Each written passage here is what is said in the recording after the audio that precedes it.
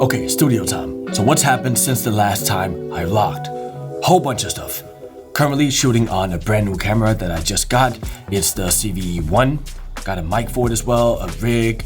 I got the 14mm G Master lens on that, so that nice wide, crisp shot for the studio, and I'm so happy. I'm gonna start shooting content with it, and I've been shooting on an iPhone forever, so actually getting a proper camera setup is just so nice to have. Also, I signed a publishing deal with Create Music Publishing in the US, so I'm gonna start working a lot with them, which also means my economy as an independent artist and a producer is way more stable in the coming years, which is wonderful. And yeah, besides that, just been working on sample packs, Element Store, Soundtrap, content for social media, What If This Song Season 4, new songs, new releases, and all that good stuff. So yeah, let's get this day started. Let's pull up the calendar. And let's see what I have planned for today. Recently, I've been using my iCal calendar as kind of like a to-do list. So I put a bunch of stuff in there every day, and every time I do something, I drag it up to the top, so it is done. But yeah, vlog, obviously. And outside, you just saw me work on a Soundtrap sample pack. Then I got a song called Rain that I actually can't show anything from because it's with a feature artist, and I don't want to reveal anything yet as the song is still pretty early in the stage.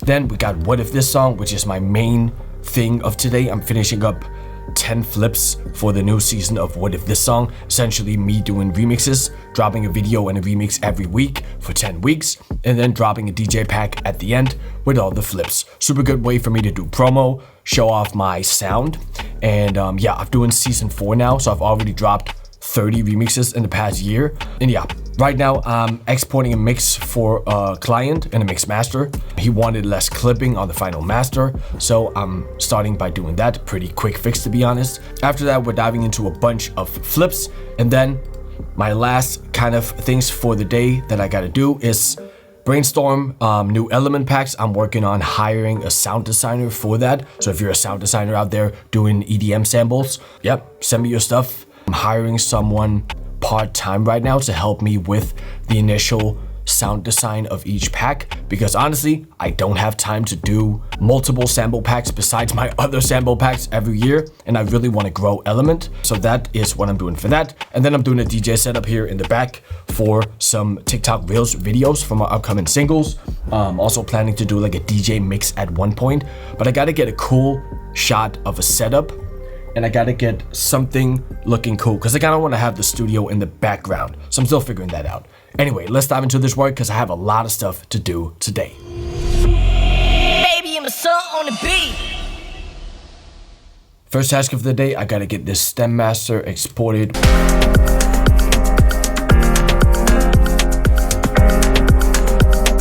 Like -6 to -8 LUFS, that's usually what I'm aiming for these types of masters. If it was a more aggressive sound and more like, I don't know, trap, bass music-ish things, I would aim for -5 to 6. But for stuff like this, I like to keep a little bit more dynamic range so you feel the track more. So yeah, exporting, sending, next task of the day.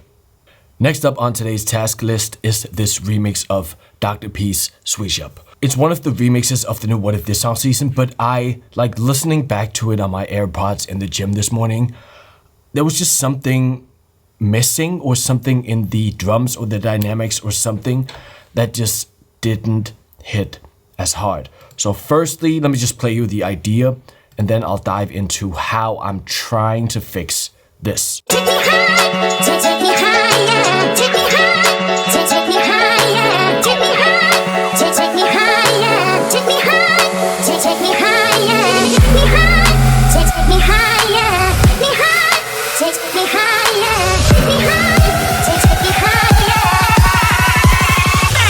Switch up.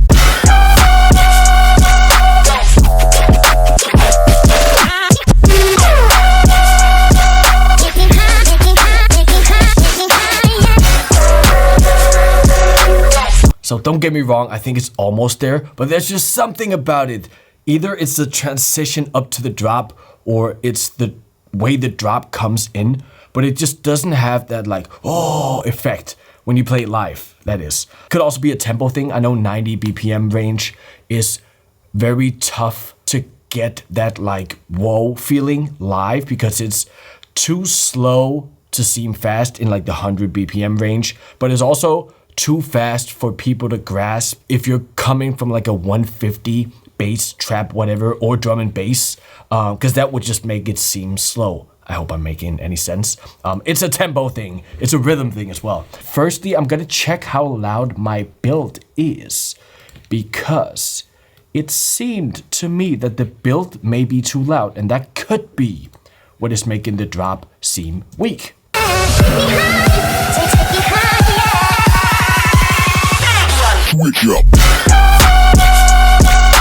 Okay, so I just noticed that my build is as loud, if not louder, than the drop, both on the dynamics and in the loudness thing in AB Metric, one of my favorite plugins. Not sponsored, just love this plugin. There's a few ways to go about this. I could either turn down the clipper or the limiter or the compressor's output or my master chain, just automate it in. But I think I'm just gonna manually turn down the different groups. So just take the effects, turn it down like almost 1 dB, and then take the build here, turn it down 1 full dB, take the original sample, just turn it down a tiny bit, and then let's see here, down 1 dB, the bass down 1 dB.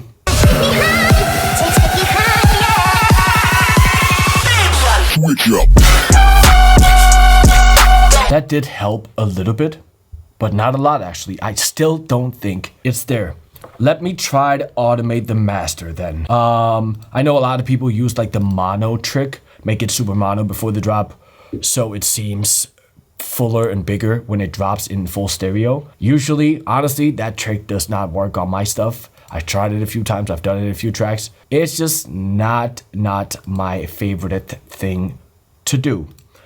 So there's a few ways I would go about this. I could make some of the first plugin in the channel strip have less output, so it'll run into the limiters and clippers without clipping, so it wouldn't get that like aggressive sound, but I'm not sure that's the right way to do it. I might just take my final clipper and just automate the output, but I'm actually gonna automate the input so it clips less. I'm gonna try that first, because sometimes that does make sense, but sometimes it's also nice to have that big clipping feel in the buildup.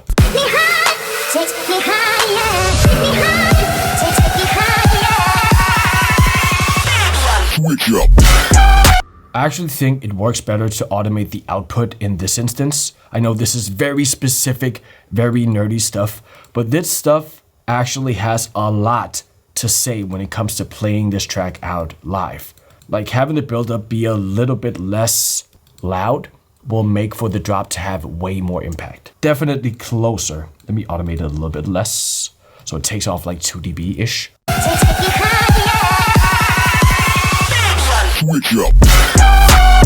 Actually made a lot of difference here. Also, a final thing I'm gonna do before exporting this again and listening to it on AirPods either later or tomorrow morning is check for clicks, because I think I heard something.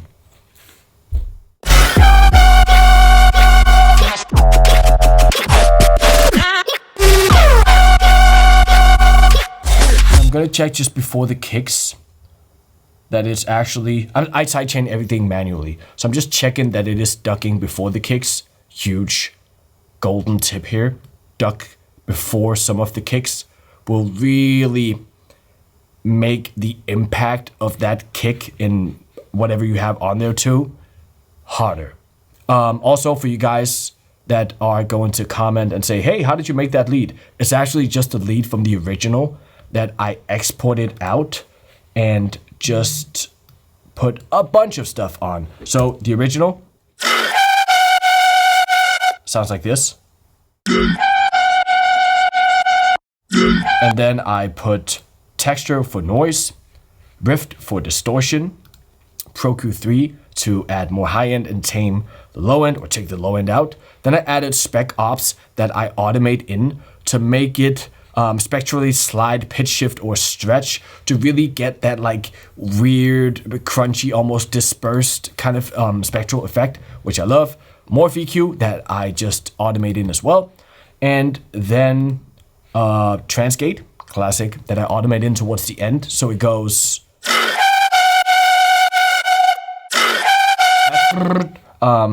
16th note Transgate thing, classic trick. Little bit of reverb, and then an EQ just cutting off the lows because this area right here sucks and it muddies the mix so much. So yeah, that's what I did for that lead. Obviously added a bass under it as well. And yeah, that is this one. So I actually used current for this bass, and out of the synth, it sounds pretty clean, to be honest. So it's a super simple sine wave with the oscillator B being 3 octaves above and a +7. And then just ran it through a bunch of stuff. The main things I want to highlight here: texture for noise, black box for saturation, rift for distortion, only mixing in 30% here.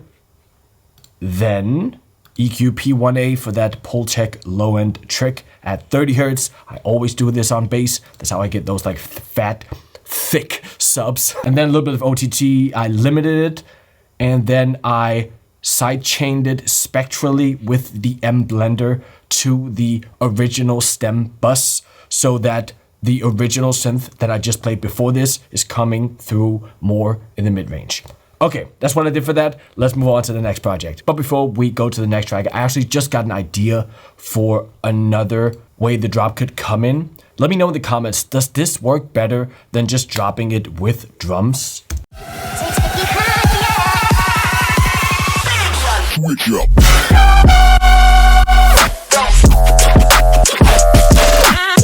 I honestly don't know if this works better.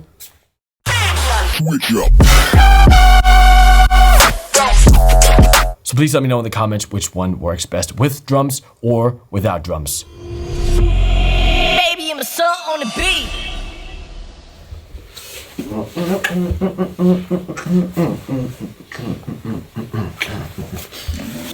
Also, if you aren't a member of the Discord, it's the best way to stay in touch with me and everything going on in the community, whether that's live streams, edits, flips, remixes, touring, or you just want to like kick it and talk about your favorite movie or series or whatever. Join the Discord, link is down below. That's my dog. Now, next up is this push flip that I'm working on with the Frederick, an amazing artist from New Zealand. Go follow him, he does crazy stuff. I wouldn't call this drum and bass, because, well, it is technically 170 with drum and bass pattern drums, but it has a special character to it. I started the idea, and then I couldn't nail the drop, sent it to the Frederick, he just absolutely killed the drop. And now we're working on the second drop. I had a project, sent it to him, then he sent it back, then I added a bunch of stuff now, and now we gotta nail the second drop, because something about the rhythm and the production just makes it seem like there's too much going on. I'm not gonna preview too much of this track, but let me just play a little tiny bit of the first drop here.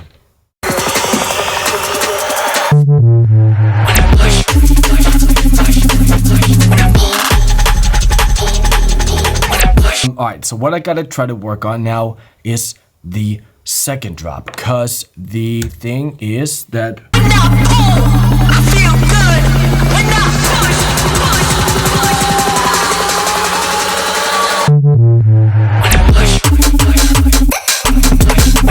it's super dope and almost has like a house type rhythm, which the Frederick did, which is insane. But we were both not sure whether it's like there's too much going on. So I think we're gonna try to strip off elements to see if it works better. But everything just ties so well together. So like if we remove, say, the rims.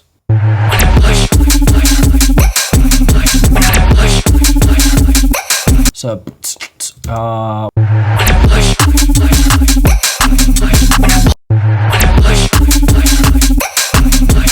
Alright, so my camera actually overheated there, but I simply could not nail the rhythm that this drop needs to have. It's so tough. I honestly can't figure out what this track needs, or I honestly can't generate a cool enough drop or vocal or something. And the good thing is that you can always quit and continue working on something else. And I do this, well, almost every day, to be honest. Then you come back at it at one point. You just put it in your calendar a week from now. You go back, fresh ears, and nail it. But this one, tough. But let's go on to the next thing.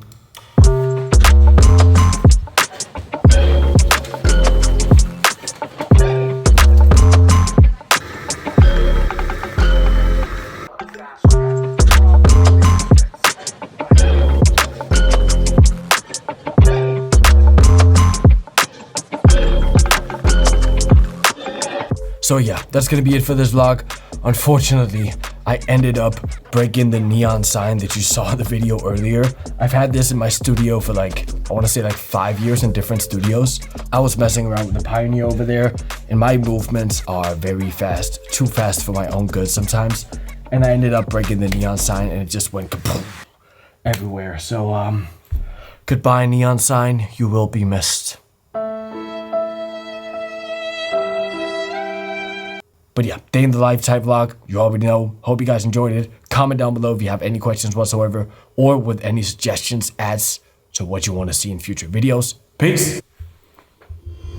Baby, I'm a son on the beat.